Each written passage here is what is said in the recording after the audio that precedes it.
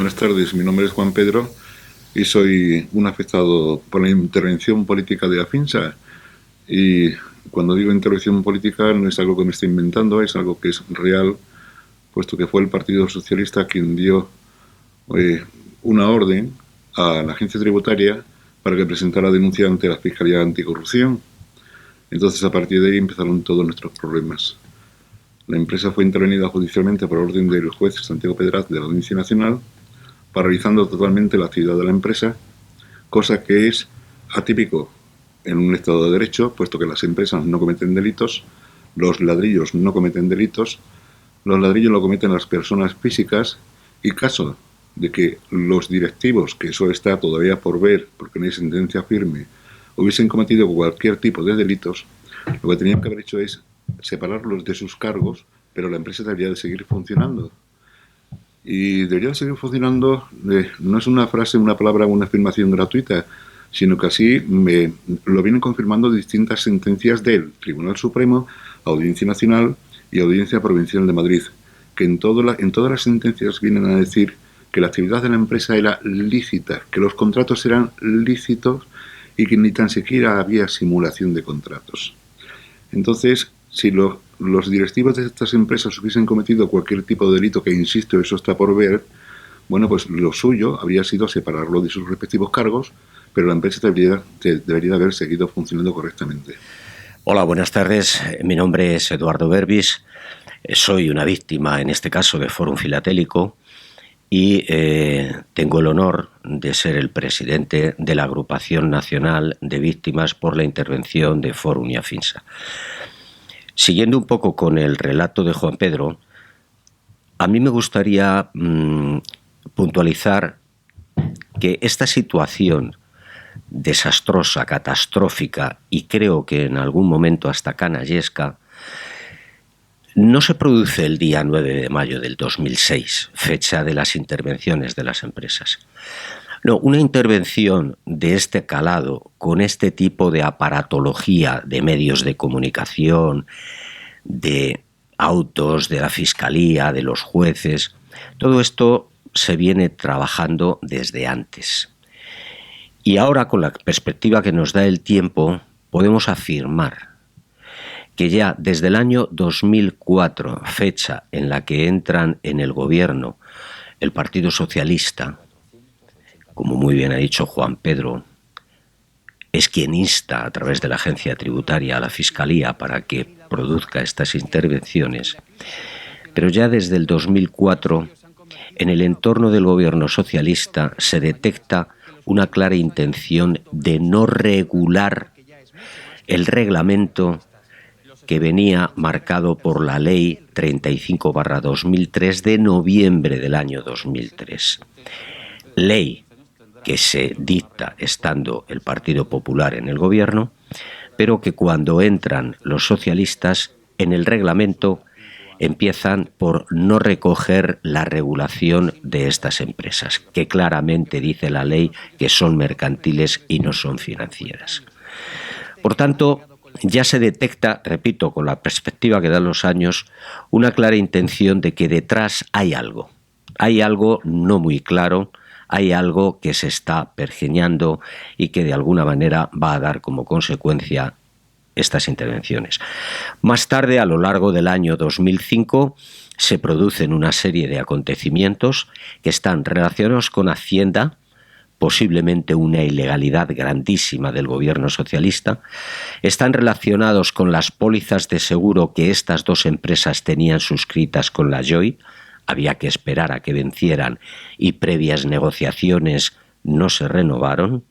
Digo, negociaciones de alguien con las JOYs no se renovaron, no solo no se renovaron, es que no se sentaron siquiera a negociar como es habitual en estos casos, y se producen una serie de, vamos a decir, ralentizaciones por parte de la Fiscalía, así como la presentación de una carta de un súbdito americano ante la Fiscalía, que no tiene título para presentarla, pero que la Fiscalía hace mucho caso de ella, y se produce una denuncia de la inspectora de Hacienda, María Teresa Llavar Sterling, que es la que de alguna manera incumple dos preceptos fundamentales. Primero, el principio de buena fe en cuanto a la trayectoria que Hacienda había tenido, no solo con las empresas, sino con los clientes en cuanto a su tributación.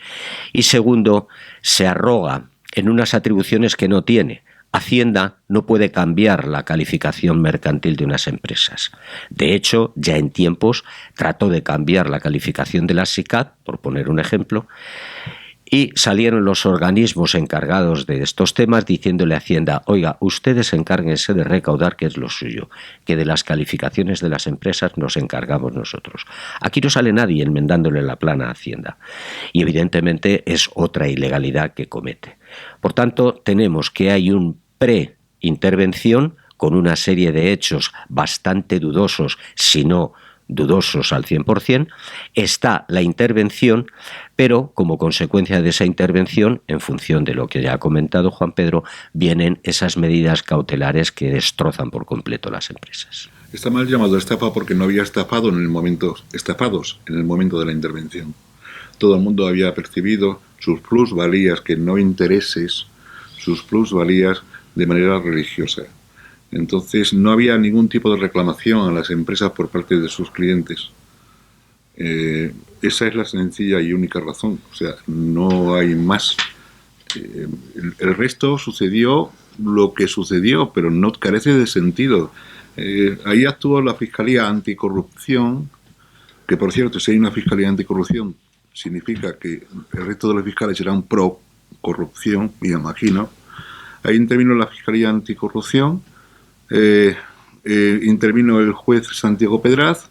El juez Santiago Pedraz decidió la paralización total y absoluta de la actividad de las empresas, atándolas de pies y manos. Entonces, cualquier empresa, que, aunque sean del IBEX, que se paraliza su actividad, que no puede comprar, que no puede vender, automáticamente entra en concurso de acreedores. Es lógico.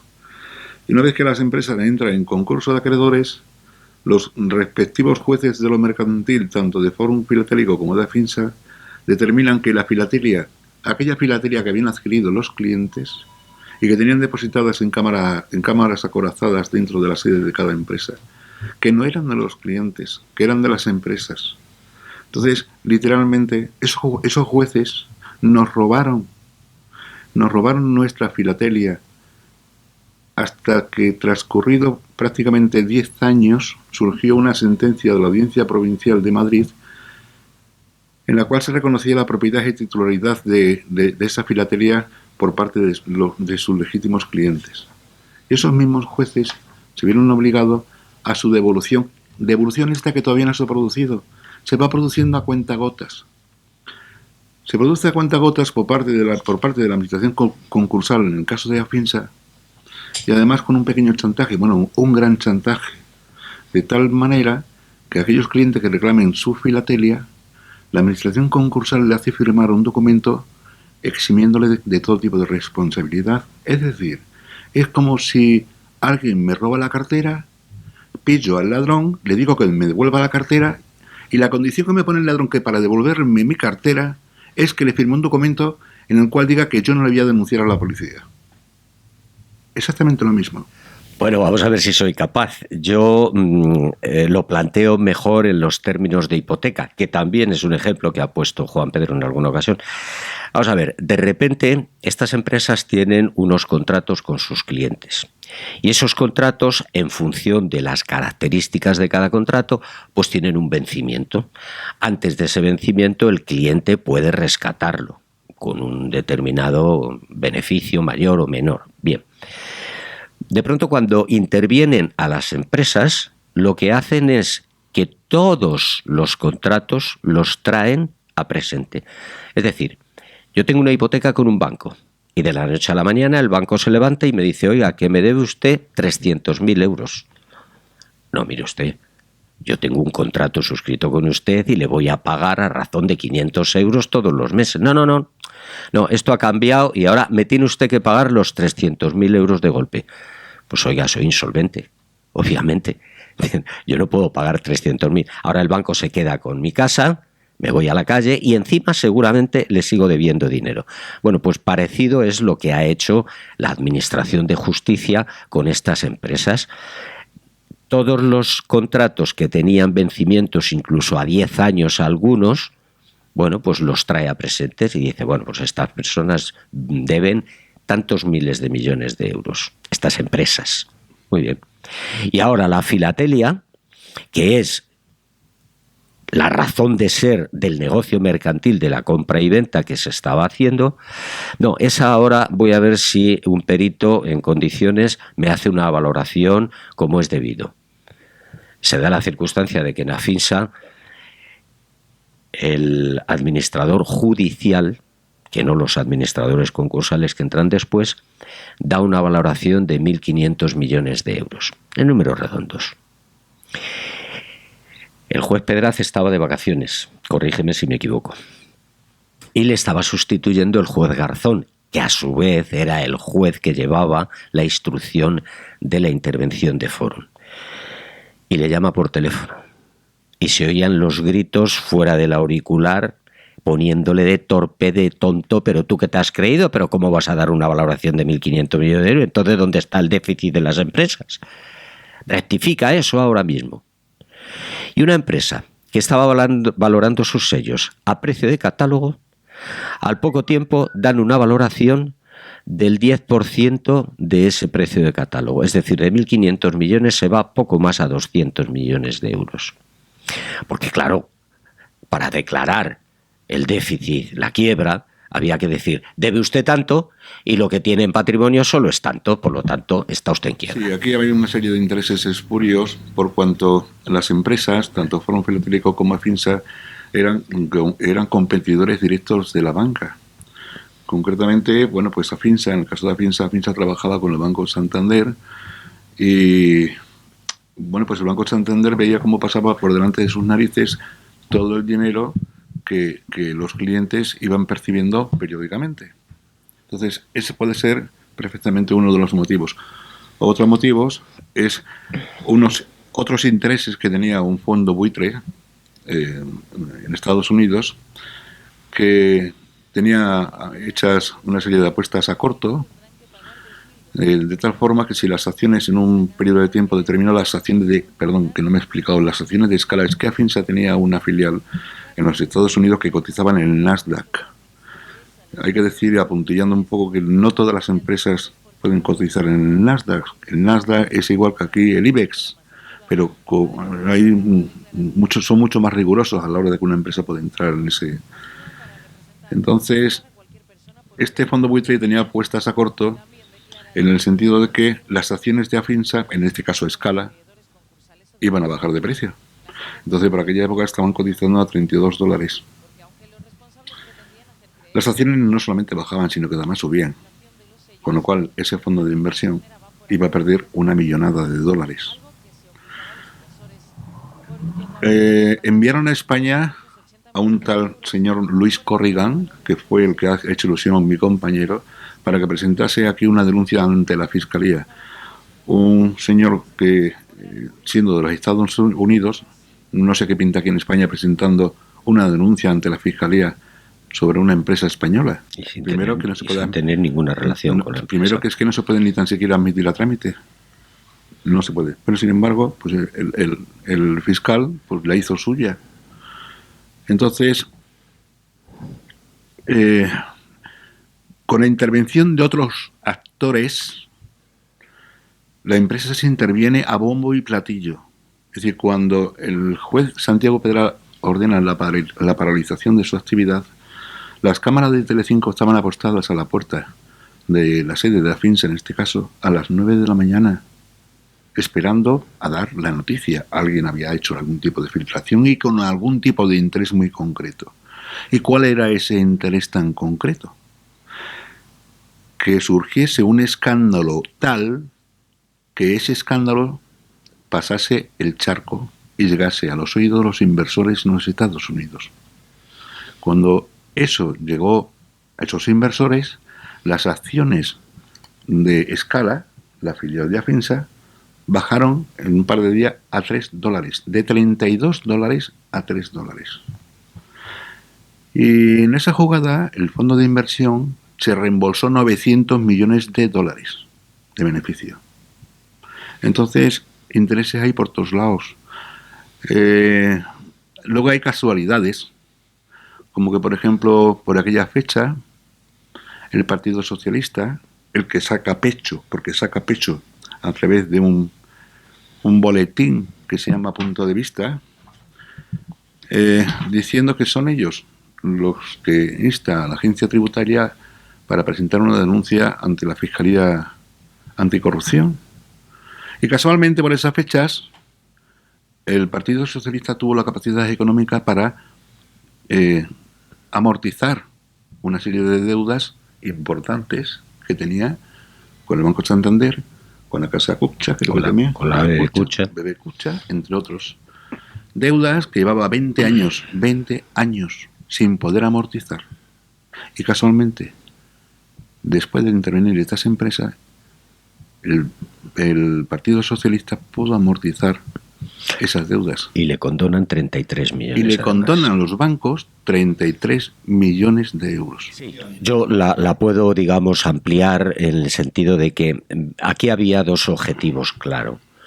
Uno era, por supuesto, eliminar estas empresas que eran una competencia directa de entidades financieras, quizá seguidas de lejos también de las compañías de seguros, porque no olvidemos que los programas o contratos que tenían estas empresas permitían a sus clientes ir vendiendo pequeñas partes de los lotes filatélicos que tenían y cobraban unas rentas mensuales, una especie de pensión, era un complemento más. Pero en cualquier caso, desde luego, eran una competencia de lo que el sector financiero considera que es una tarta exclusiva suya, y es ese flujo económico que se iba a estas empresas y que no paraba en las entidades financieras. Digamos que entonces el primer objetivo era cerrar estas empresas, eliminarlas del mercado. Les importaba un bledo hundir el mercado filatélico, les importaba un bledo los empleados, les importaba cualquier cosa. Luego, si acaso, haré mención a una recomendación de la OCDE. Bien, pero había un segundo objetivo, y es que había que escarmentar a todos los clientes. Es decir, no se entiende que un partido llamado Socialista Obrero y Español actúe de forma tal que no recoja ninguno de los tres conceptos de su denominación ni por el forro. Cierra las empresas, con lo cual crea una situación, empresas punteras dentro de las 100 primeras empresas españolas, y ocasiona una ruina a sus clientes, con lo cual los escarmienta. Y estos dos objetivos son, primero, que ningún empresario en varias generaciones se le ocurra volver a montar un negocio de semejantes características, y dos, que a ningún ciudadano se le vuelva a ocurrir marcharse de la casa del todopoderoso caballero Don Dinero. Bueno, vamos a ver, que sí quisiera decir antes de nada que en mi caso particular, y creo que en muchos de los clientes sucedía lo mismo, yo no me tiré de cabeza a la piscina sin saber si tenía agua. Yo, antes de hacer una mínima inversión en filatelia a través de Afinsa, yo busqué, comparé por todos los medios habidos y por haber, y todos los informes me indicaban que la inversión era segura. Y había otra seguridad añadida, que era, en el caso de Afinsa, una empresa que llevaba funcionando 25 años. O sea, que no era una empresa de nueva creación que me está vendiendo, no sé, el chocolate del Doro. No. Es más, hasta los propios bancos, algunos de ellos, recomendaban la inversión en sellos. Informes. Y el Ministerio de Economía y Hacienda recomendaba la inversión en filatelia. O sea, entonces yo hice una primera inversión, pues como para aquello, para decir, ay, a ver qué ocurre aquí, ¿vale? No, porque hay que comprobar todo en esta vida. Después de haberme informado debidamente, hice una pequeña inversión, creo que fueron de 6.000 euros. 6.000 euros, bueno, pues vale. Hice un contrato de un año, al año venció, decidí no renovar, y a mí me pagaron mis 6.000 euros y las plusvalías generadas durante ese periodo. Luego, pues al año siguiente, digo, bueno, pues voy a meter 12.000, y sucedió más de lo mismo. Se venció el plazo, yo cobré mi dinero sin ningún tipo de problema, percibí mis plusvalías y ya eso me generó pues mayor confianza. Y al generarme mayor confianza, pues ya hice una fuerte inversión, invertí 150.000 euros. Y a los pocos meses de invertir 150.000 euros, surge lo que surge y pasa lo que pasa. Yo solamente quiero decir una cosa más. Soy, iba a decir, aunque soy perjudicado, he sido beneficiado con el don de poder soportar esta situación.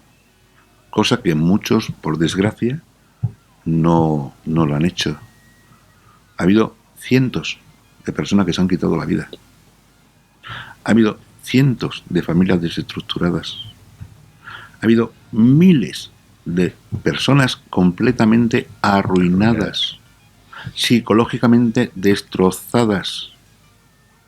Y bueno, si bien es cierto que yo llevo mi profesión particular por dentro, bueno, pues mis fuerzas no han decaído para seguir luchando para la recuperación íntegra de nuestro dinero. Y cuando digo nuestro, digo el mío y el de las 470.000 familias afectadas por esta, iba a decir, pero canallada.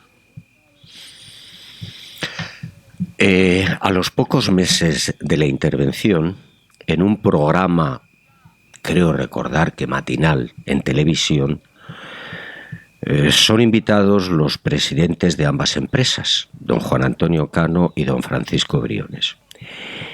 Y entre la información y preguntas que se les hacen los entrevistadores, bueno, pues ponen algún reportaje de alguna localidad de España donde había afectados.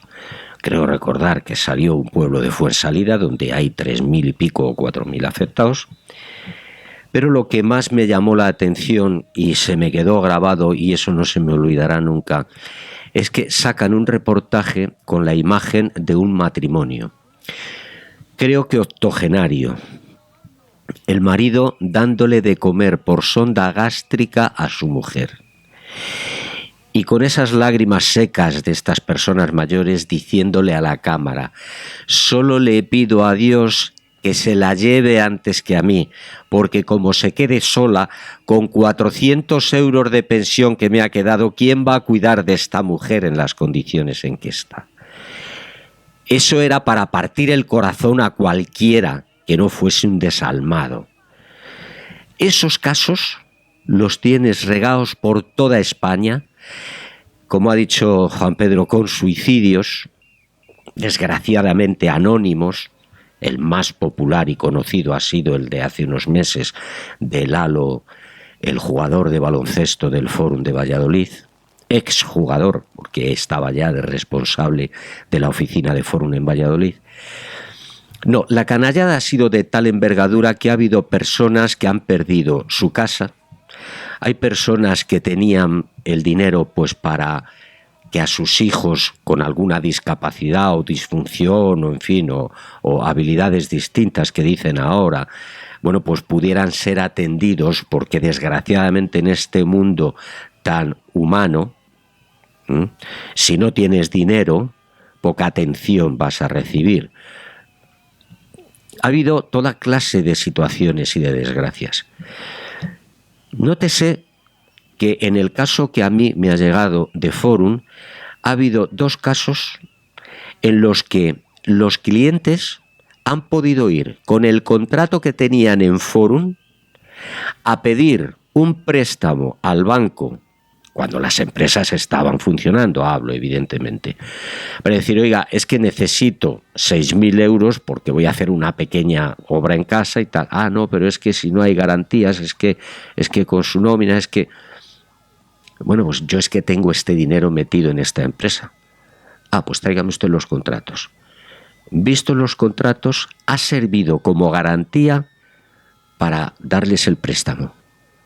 ¿Hasta qué punto la banca no digamos de altura, de a pie, en un momento determinado, sabía que no había riesgo con estas empresas y que a su vencimiento estos señores iban a cobrar ese dinero y podían hacer frente. Termino con un apunte. Es importante. La OCDE, de la que es miembro de pleno derecho España, tiene una recomendación de las muchas que hace y les dice: con independencia de las responsabilidades en las que pudieran incurrir los responsables de una empresa, los Estados miembros tienen la obligación de preservar, y ellos tienen una palabra anglosajona, que yo, que hablo muy mal inglés, no sé si diré bien, los stakeholders. Los stakeholders es la agrupación de empresas, trabajadores, clientes, proveedores y, en el caso de Gran Bretaña, el Reino Unido, también los sindicatos. Aquí no se ha tenido en cuenta para nada eso. La recomendación de la OCDE es decir, oiga, mantenga usted el tejido productivo, que en definitiva es el que crea consumo y es el que ayuda al Producto Interior Bruto. Se han encargado dos empresas con unas facturaciones enormes, con unos clientes que tenían una capacidad de consumo, que tenían un dinero ahí para poderlo en su momento invertir en pisos, en hijos, en educación, en pensiones. Les ha importado un bledo todo. ¿Qué fuerza no habrá detrás para destruir todo eso? Yo quisiera añadir algo que me he dejado en el tintero. Y es que, por lo que se refiere a los motivos o causas por las cuales se intervinieron estas empresas, hay una cosa muy importante. Y es que en el caso de Afinsa había adquirido una empresa que se llama Amark Metales Preciosos, ubicada en los Estados Unidos. Amark Metales Preciosos se dedicaba a la venta de oro en lingotes y oro amonedado. Entonces, desde el primer momento que Afinsa adquirió esa empresa, se hizo socio del gobierno de los Estados Unidos, el cual le permitía vender oro, insisto, amonedado y en lingotes. Ahora, imaginemos lo que habría sucedido si Afinsa hubiera llevado en su portfolio la venta de oro en lingotes y oro amonedado, con una red comercial distribuida por todo el territorio nacional de más de 2.000 personas. En la época en la que estábamos viviendo, se estaba ya apareciendo la crisis económica, la crisis bancaria, todos los bancos estaban en ruinas, estaban arruinados todos los bancos, y prueba evidente de ello, que el gobierno de José Luis Rodríguez Zapatero hizo una ley específica para las entidades bancarias de tal forma que no tuviesen que poner el precio de sus activos al precio de mercado.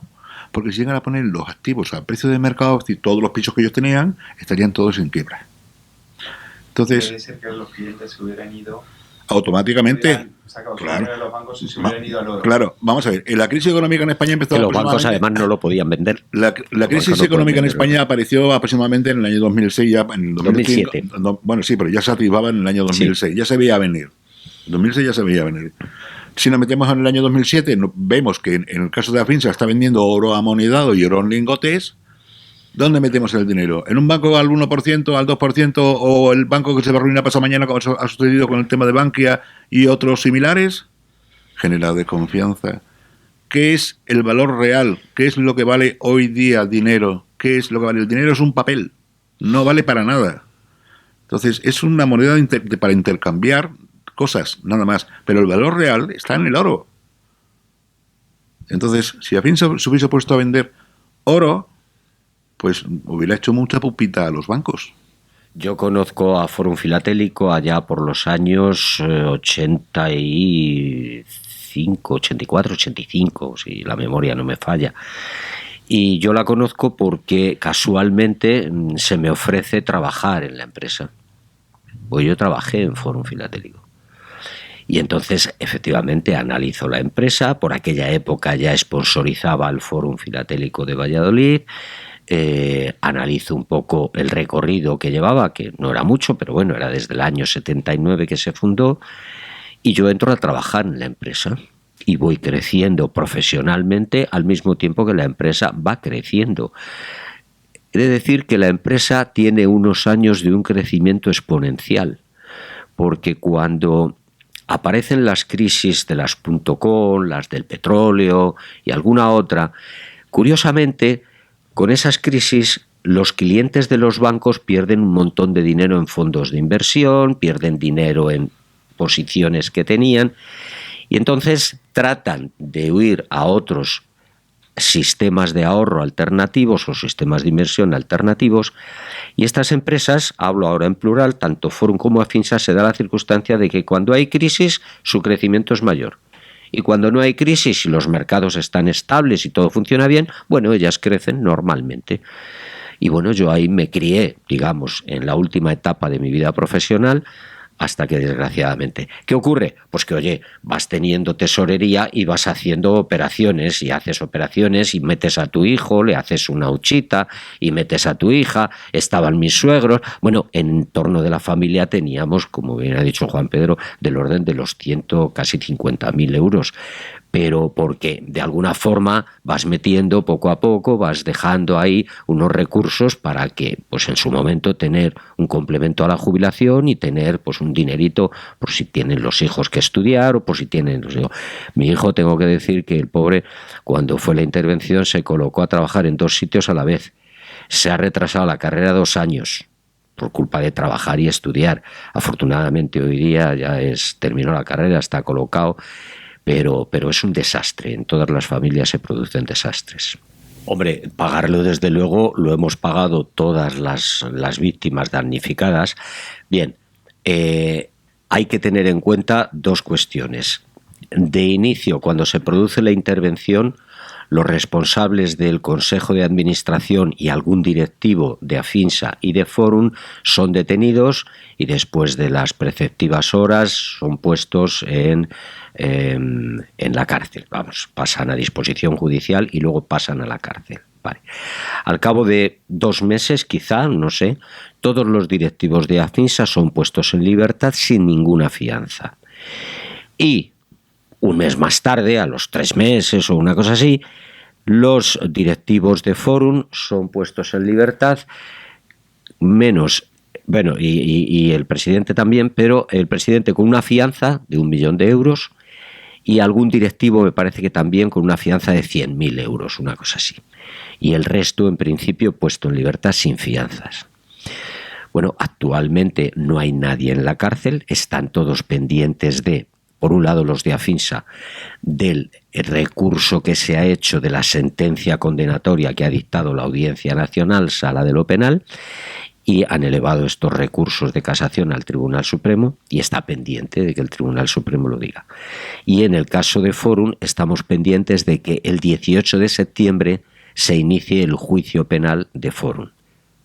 Esa es la situación más o menos de cómo está. Evidentemente, los paganos de todo esto, por un lado, claro está, los directivos, porque tienen bloqueadas sus cuentas, bloqueados sus patrimonios, todo lo que sea, bien, pero fundamentalmente las 470.000 familias entre ambas empresas, que supone cerca de 1,5 millones de ciudadanos, estamos en mayor o menor medida arruinados. Habrá quien tenga poder adquisitivo y aguantará esto porque o tenía poco o teniendo mucho tiene más todavía, pero hay quien tenía prácticamente todo metido en estas empresas.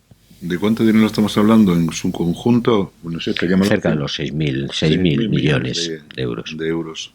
6.000 millones de euros. ¿Que dónde está? Pues yo no estoy muy embutido en cantidades, pero a título de ejemplo podemos decir que cuando entró la administración concursal, en el caso de Afinsa, pues las acciones de escala que valían, creo que eran 300 millones de dólares. Estaban por esa cifra, sí, por esa cifra, cosa. 300 millones de dólares, las vendieron por 50.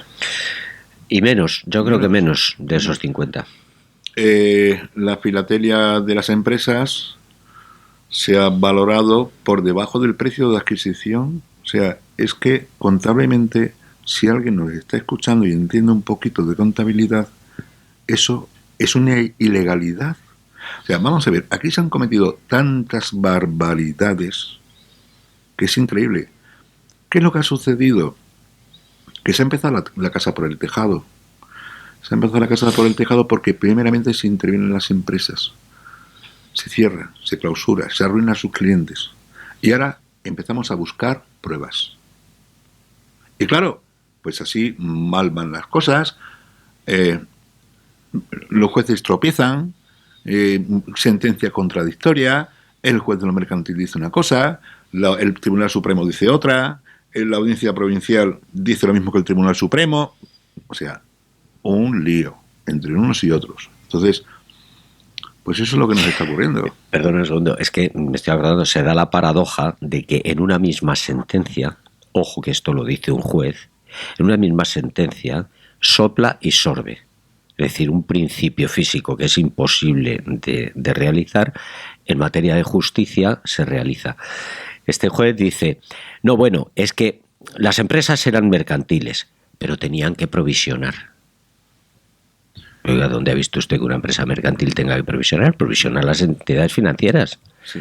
Y en otra sentencia, en otro apartado, dice, no, porque claro, es que los contratos eran opcionales. Opcionales quiere decir que yo puedo vender o puedo quedar con mi filatelia, tengo la opción. Bien. Pero luego más adelante viene a decir, y como de alguna manera la práctica era no opcional, ¿por qué? Porque todos los clientes elegían coger su dinero y venderlos. Pero ¿cómo puede ser usted tan...? ¿Cómo que la práctica era no opcional? ¿Qué es eso de que los contratos son opcionales y punto, y no hay más? No interprete usted la ley como le venga en gana. No, las prevaricaciones aquí son de suma y sigue. Cuando un juez dice que tenía que provisionar las empresas, estás yendo en contradicción con una sentencia dictada por la Audiencia Nacional, ratificada por el Tribunal Supremo, en la cual dice que estas empresas no tenían que provisionar. Vamos a ver, para que la gente nos entienda, provisionar contablemente significa pagar menos impuestos, porque se considera un gasto. Cuando menos ingresos o más gastos tengas, pues menos impuestos sobre sociedades pagas. Entonces, en cierta ocasión, la AFINSA quiso dotar a su contabilidad de una provisión y Hacienda, la agencia tributaria, pues le abrió un acta de inspección, una sanción, mejor dicho, una sanción. Esa sanción fue recurrida administrativamente hasta que llegó a la Audiencia Nacional, y la Audiencia Nacional dijo que no tenían que provisionar, que le daba la razón a la agencia tributaria. Se vuelve a recurrir en casación al Tribunal Supremo, y el Tribunal Supremo ratifica la sentencia de la Audiencia Nacional que dice que no tienen que provisionar. Y ahora llegan los jueces de la Audiencia Nacional y dicen que tienen que provisionar. ¿A quién hacemos caso? Estamos en ello y además porque si algún día perdiéramos la esperanza, entonces dejaríamos ya de ser... ¿Nos han devuelto algo? Sí, hay que decir que de una labor catastrófica que están haciendo los administradores concursales de ambas empresas, mientras que ellos se están llevando los millones de euros a manos llenas. En el caso de Afinsa creo que son 16 millones de euros. En el caso de Forum no tenemos un dato, porque los administradores concursales de Forum son más herméticos, más cerrados y no se sabe exactamente, pero no debe de andarle mucho a la zaga, en cuanto a los billones de euros que han cobrado. Porque ese es otro error de la ley concursal. Es decir, el legislador sabría mucho de leyes, pero desde luego de aritmética, no ya de matemáticas, de aritmética, establecer que los ingresos de los administradores concursales van a ir en función de la diferencia entre el activo y el pasivo. Y digo, el pasivo es el que hay, este no le puedo tocar, es lo que debemos, pero el activo, no hombre, no, a lo menos que pueda, porque en su diferencia va a ir, y como cuando entran se encuentran que en caja hay 500 y pico millones de euros en Forum y casi 300 en Afinsa, pues hay dinero suficiente, los primeros que apartan, y ese es su dinero. Entonces, bueno, volviendo a la pregunta, ¿cuál era? Sí, haber recuperado. Sí. En el caso de Forum se han recuperado en 2 pagos un 20,5% del dinero que teníamos invertido, ahorrado, puesto en estas empresas. En el caso de Afinsa, en 2 pagos un 10%, un 5% cada uno. Pero con la salvedad que ha hecho antes Juan Pedro, los administradores concursales dan la opción a que el que quiera retire la filatelia y no cobre ese 10% o que cobre el 10%. Curiosamente, el que cobra el 10% sigue en el procedimiento concursal. Pero el que quiere retirar su filatelia se da por pagado al 100% y no puede seguir en el procedimiento concursal. O sea, en mi pueblo dicen chocotajas. No existen, ¿no? O está el chocolate o está la tajada. No, pues el administrador concursal chocotajas. Mire, la filatelia vale 10. No, mire usted, si yo metí 100, ya, pero la filatelia vale 10. Vale. Bueno, ¿me paga usted el 5%? Sí, se lo pago, vale. Sigo reclamando hasta que llegue a 100. ¿Me paga usted la filatelia? No quiero que me la pague. Quiero que me dé la filatelia. Bueno, pues tenga usted pagado por 100. ¿Pero de dónde? ¿Qué es esto? O sea, si me da usted la filatelia, ¿ya he recuperado el 100 que yo había metido? Si la está usted valorando a 10. Vamos a ver, aquí la filatelia, están discutiendo que si valía, que si dejaba de valer lo que los clientes pagaron por ella. Ese es otro asunto, ¿no? Entonces, está claro, con lo que acaba de decir mi compañero Eduardo, que la filatelia vale dependiendo de quién sea su propietario. En el procedimiento, ¿por qué? Porque en el procedimiento mercantil, la audiencia provincial viene a decir lo que ha dicho Eduardo. Aquellos clientes que recojan su filatelia se dan por pagados. Pero no solamente se dan por pagados por el importe principal de su inversión, sino se dan por pagado por ese importe incrementando las plusvalías dejadas de percibir durante, en este caso, 11 años. Pero si esa misma filatelia, el cliente dice, no, la recojo y me acojo a lo que resulte del concurso, de la liquidación del concurso de acreedores, esa filatelia vale el 10%. O sea, una misma cosa vale. Tiene un precio y otro distinto dependiendo de quién sea su propietario, con arreglar los intereses que cada uno quiere defender. En el caso de el procedimiento concursal, lo que hacemos es minusvalorar las existencias de tal manera que efectivamente podamos demostrar una insolvencia. Es como si decimos que este edificio pues me vale 5.000 euros. ¿En qué cabeza humana cabe eso? Pues exactamente igual, pero bueno, este edificio vale 5.000 euros, pero si se lo queda este señor que está ahí enfrente vale 240.000. Eso sucede con el valor de la filatelia. Pues el Partido Popular, entre otras cosas, cuando estaba en la oposición, dirigió una carta, en este caso a los afectados de Fórum, pero que era trasladable a todos los afectados en general por la intervención de estas empresas, en la cual se comprometía en el año 2008, creo que fue, sí, en el año 2008, en el mes de febrero del 2008 se comprometía a llevar a cabo una serie de acciones, entre otros, pues crear un fondo de garantía de depósito a través del ICO que cubriese el 100% de las inversiones. En el encabezado de ese escrito que firmado por Mariano Rajoy decía que la intervención de estas empresas se hizo de manera irresponsable, ya lo reconocía allí, y bueno, una serie de actuaciones que no íbamos a quedar todos contentísimos. ¿Qué finalidad tenía ese escrito? La captación de votos por parte de ese partido. ¿Por qué? Porque cuando no salió, porque no salió en aquella época, no ganaron las elecciones, pero después que ganaron las elecciones... En el 2011. Si te he visto no me acuerdo. Esto es una canallada. Esto es una canallada que tiene infinidad de puntos negros, oscuros. Detrás hay gente muy poderosa. Hay jueces, evidentemente, fiscales. Están los políticos, tanto los que por acción PSOE como por omisión PP. Esto ha sido un auténtico desastre. Y pensamos que ¿cuál es esa fuerza que existe detrás de unos partidos para que estos sean capaces de utilizar a las instituciones y cometer esta canallada, o para que después de que se han desgañitado defendiendo esta situación, la irresponsabilidad, etcétera, cuando llegan al poder y con mayoría, se llamen andanas? Esto es algo así como nosotros nos imaginamos, como que ese poder que hay detrás le llama al PP y le dice: ven aquí, majo. Cuando estabas en la oposición podías cacarear lo que quisieras, no ibas a hacer nada, no podías. Pero ahora que has entrado en el gobierno y con mayoría, este tema ni lo toques, que te crujo. Más o menos, en términos coloquiales. El organigrama de este país, quizá en otros del mundo también, pero vamos a hablar de España. El organigrama es que quien manda es el todopoderoso caballero don Dinero, es quien condona dinero a los partidos políticos, quien les financia sus campañas, quien en definitiva. Después viene el político, que es el que pone a los jueces en las instancias que interesa para que hagan o dejen de hacer en función de...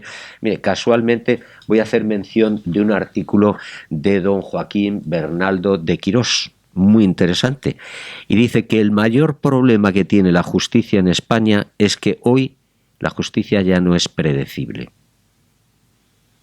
Porque cualquier ley y unos hechos pueden ser interpretados según qué juez lo coja, de una manera o de otra. El artículo es muy interesante. Sí, están los jueces. Y luego, desgraciadamente, y salvo las honrosas excepciones, están los medios de comunicación. Medios de comunicación que al fin y al cabo son empresas que tienen que tener unos resultados, y si esas empresas le aconsejan, entre comillas, que no hablen de un tema, o que si hablan sea en una determinada dirección, o cumplen con esa premisa, o de lo contrario, en cuanto les retire la publicidad, las entidades financieras, las instituciones públicas y alguna que otra empresa del IBEX en donde puedan tener mano, pues le han abierto un 7 que le abocan a la ruina o a la quiebra.